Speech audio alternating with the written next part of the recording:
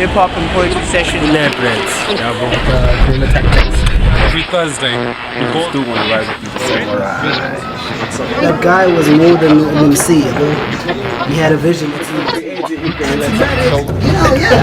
GT all the way. Oh yeah, everybody listening, man. GT lives on. I want to clarify that in case people thought that GT is dead. GT Dirty snare. lives on. Family, right? Before we even knew it, umbrella organization. Created a movement. Secret organization called Guerrilla Tactics.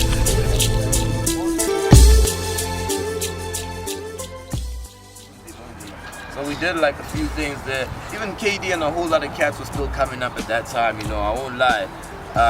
In that era, it was a very, very, I could freeze that moment and keep it forever. It was a very good time in PMB hip hop. Like, people were coming up, everyone was just there. Like, crews which don't even exist anymore were in abundance, like, in that time. So yeah, after that, started going, doing more shows. More shows meant more ciphers meant meeting more cats. Hey, as I did the shows and the ciphers, this new guy called Samurai just popped out of nowhere. Well, I met this guy called Samurai, bro. Well, he passed away now. Our condolences to him and his family. So this dude, I meet him. It was a session, hip hop and poetry session at Museum Luke. I meet this cat, bro, in a cypher. He was dropping some mild shit, bro, some crazy shit. he was actually Samurai's sister, Amandra. So she was like, you know what, next weekend there's a show that's on the club, you know, my brother and his crew is going to be performing there, man. Why don't you come through? So when I went through there, so it's like all these niggas are chilling there, they smoking, hey, someone was drinking, so I'm coming through, you know, like first time.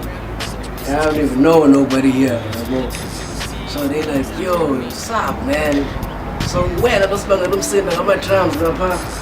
I'm like, hey dude, what the fuck?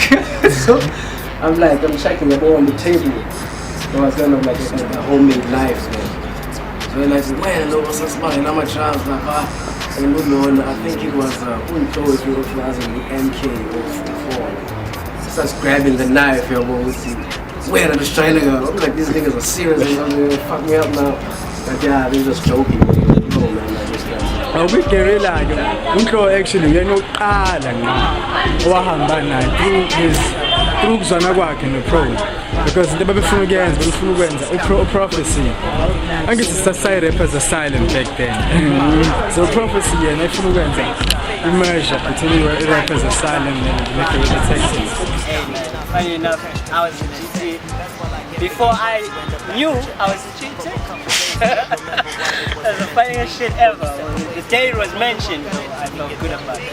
I actually remember when it started, and we were on the steps of the Tatham Art Gallery, because that was our unofficial official spot. You know, it was started by Dante and Samurai.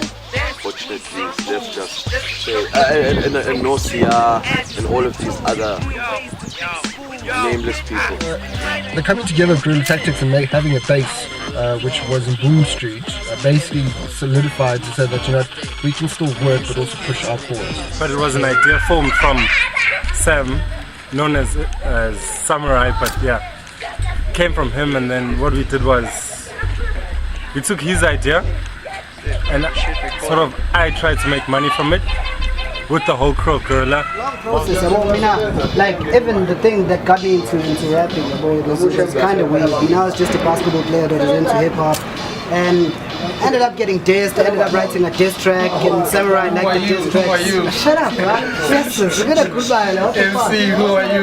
Yeah, that was the first track I ever recorded. I was dissing the cats that dissed me. I'm not gonna say their names, bro. They're whack, bro. They're whack for me to mention. You know. You know. So yeah, bro. I dissed a whole lot of cats, and Samurai ended up hearing that, and they liked my music, they wanted us to work, and we ended up doing stuff. That's when I ended up meeting this cat, He was the only guy that could roll a blunt.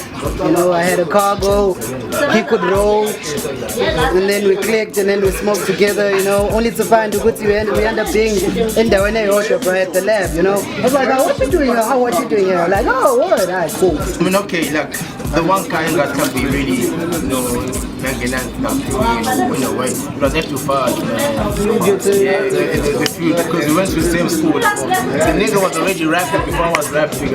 Around 2003, 2004, same time. That guy just started like killing shit, dog. Like he come through. I don't lie, man. This nigga, I even used to dislike that guy. This dreads and a squeaky ass voice. He come through. I was like, who the fuck is this guy? Because nobody knew him, but he was just killing everything, bro. This guy from Durban. And I was like, yo, man, we've been here. Why is this guy taking everything, man? This guy does not find it. Anyway, so in my dislike, we ended up liking each other somehow because we go to cyphers, and in the cyphers I'd rap because I'd also don't engage I disliked him. I'd compete with him almost like this guy. Even though kukhona abanye ababekhona before but not abantu engaqala ukubona ngayo movement ukuthi there's PMP hip hop guerrilla tactics. So from guerrilla and ama-cypher lawo wabona in town next to City Hall asuswa guerrilla. Ama-cypher aqala guerrilla tactics. Yeah. It was guerrilla tactics and I won't really say responsible for Owaqala because ama-cyphers were there, Sakono Joran, the art gallery, but GT was the official cypher during the party in the park.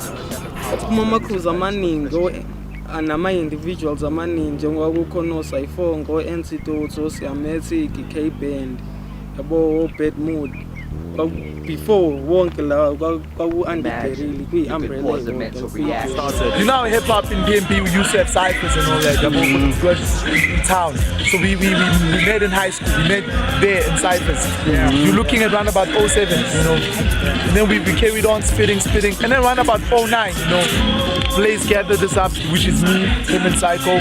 And then he's like to us too, we're the young dudes, we're fresh, we're movement here. So let's be bad mood, yeah, so that's how the name came about. When GT formed, GT didn't form, get it right. GT didn't form as a closed group to say not 1, 2, 3, 4, this is us.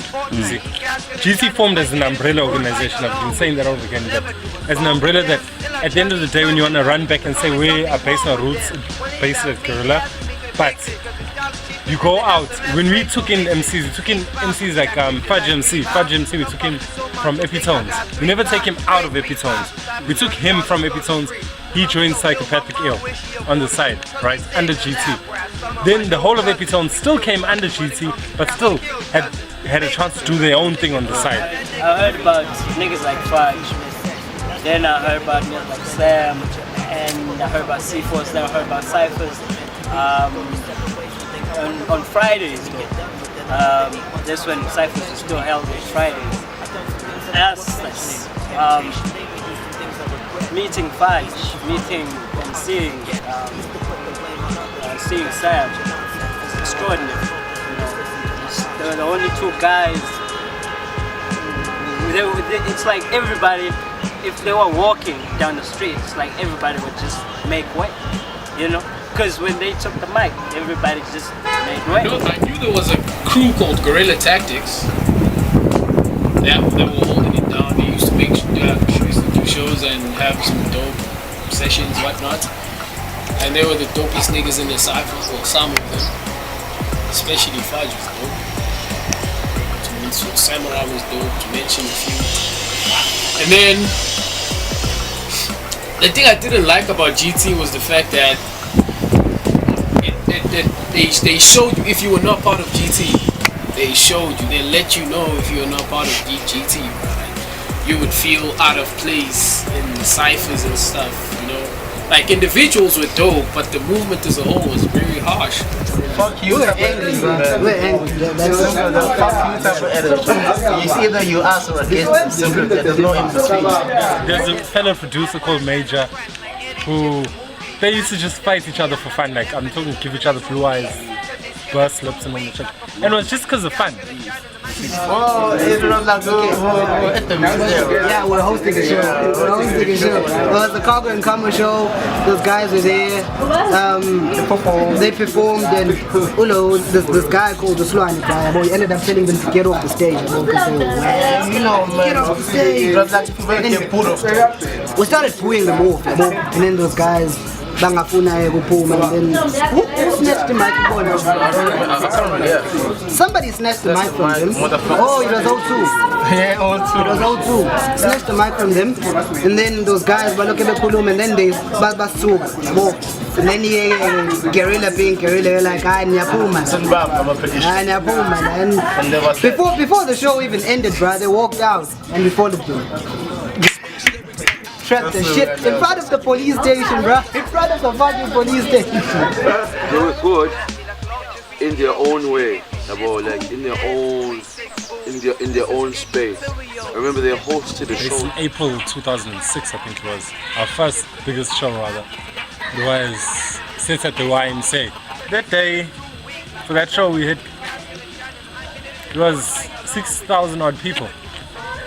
And to be honest, at that stage in hip-hop in 2006, 6,000 people was a huge gathering for hip-hop here in PMB. I don't think there has been a gathering for hip-hop in PMB that has hit 6,000 ever since. It was beautiful. The poetry, the hip-hop was there, the graffiti was there, graffiti art, the basketball, because it was essentially a basketball tournament. It was nice, and we all came together, despite what organization or who you claim you come from. It was just an inclusive, all-encompassing experience. It was nice. It was a great show, put together nicely, and it was great. Highlight Eddie Curry says, because those motherfuckers actually made us progress and make us really push hard and perform so good. Because every time someone show, like we stand up, like for example, a 5-hour show, and for like 4 hours just poetry, even get 13-year-old motherfuckers telling you about love.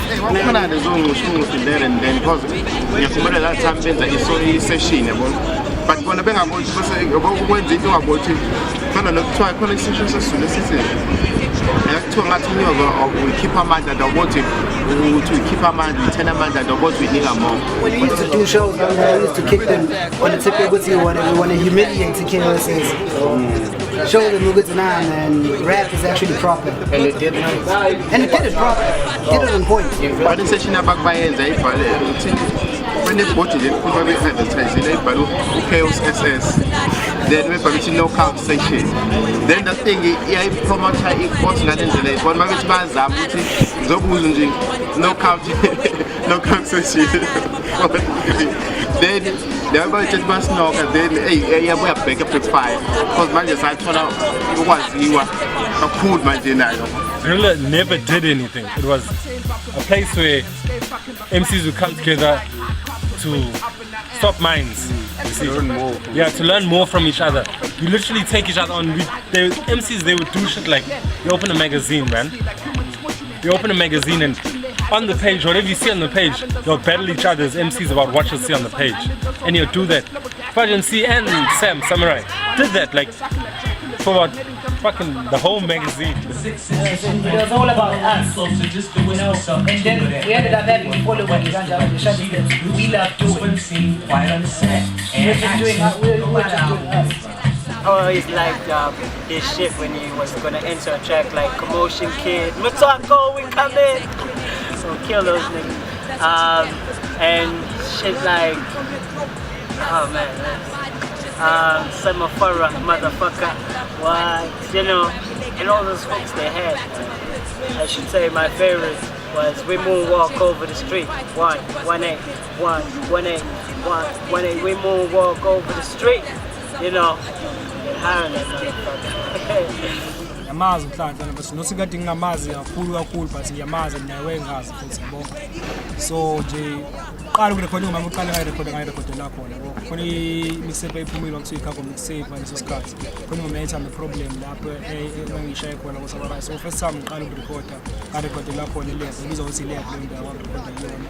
So angimazi nje kuma-cypher, angimazi kuma-session nakhona amafika lapho ngikhona, so ngiyamazi uSummerize futhi into yakhe wayenza futhi ukubona ukuthi i-freestyle iyashayeka live. Mina ngangingazi i-freestyle ukuthi ngangithe mhlawumbe makuthiwa iya-freestyle kuyadlalwa yabo, mhlawumbe umuntu usekushola into ayibhalile no-freestyle, but ukubona i-freestyle yenzeka la ngathi ngabona kubona uSummerize noFancho noCha makuthiwa khona into freestyle, kuthiwa khona into freestyle, freestyle.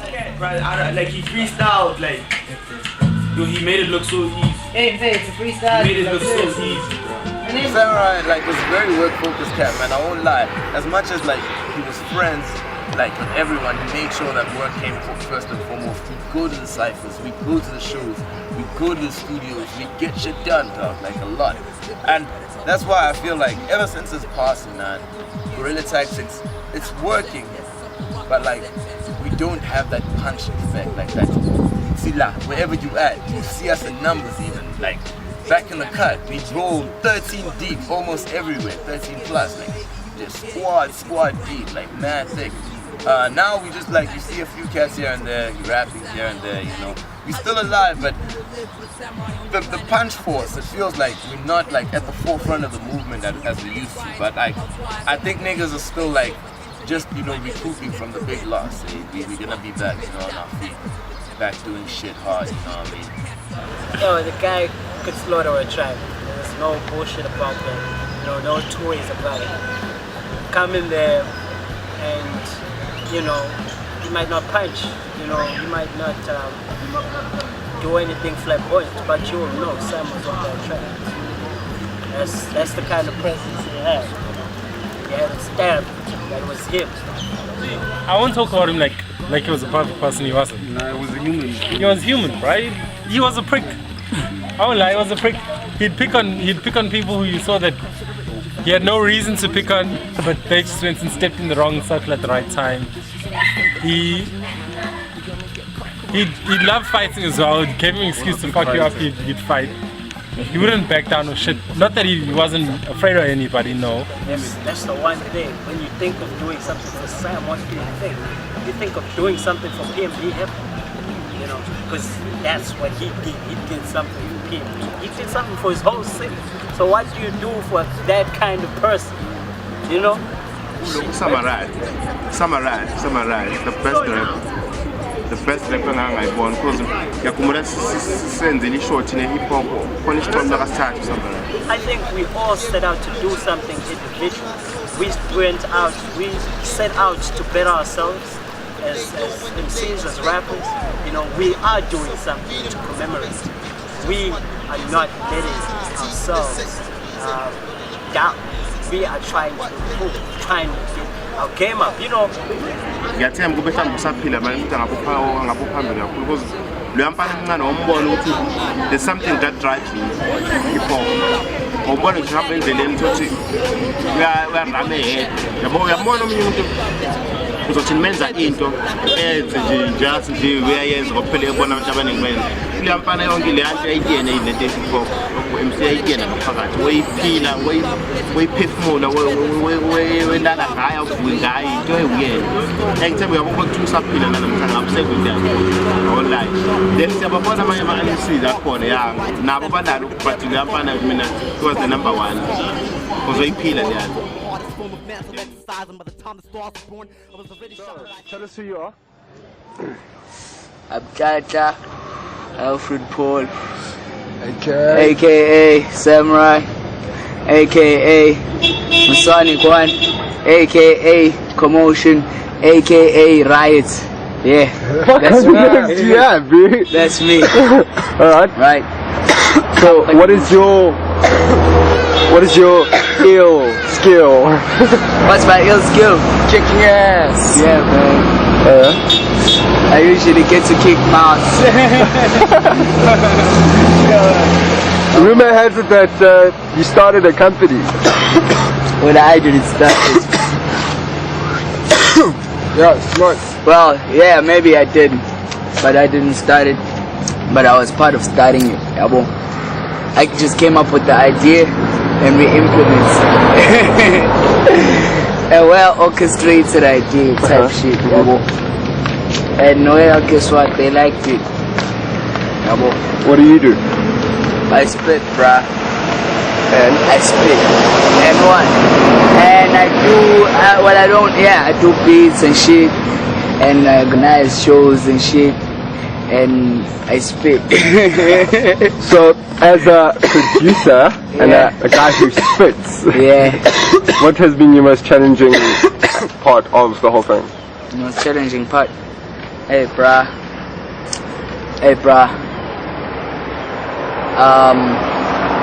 Overall, just in that part as the producing or spitting or everything that. What you found the hardest? What I found the hardest being in Josie this weekend.